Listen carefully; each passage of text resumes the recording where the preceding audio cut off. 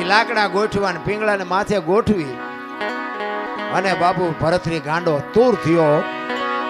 અને એમાં કુદરતને વાત રાખવીને એક ગુંદકાનો આત્મો આમ જાતો હતો અને સદગુરુ મહારાજ એના ભજનના બળથી આમ જોઈ ગયા કે આત્મો હારો નથી, પણ આ ભરતરીને કાબુ કરવા માટે જો આ પિંગળામાં નાખું ને પિંગળા બેઠી થાય ને તો ભરતરી બાપુ ઠેકાણે આવી જાય. એ ગુંદકાનો આત્મો બાપુ પકડી અને પિંગળાના ખોળિયામાં નાખ્યો અને પિંગળા બેઠી થઈ. ભરતરી ભાનમાં આવી ગયો, પણ અસલ પિંગળા બાપુ મરી જઈ.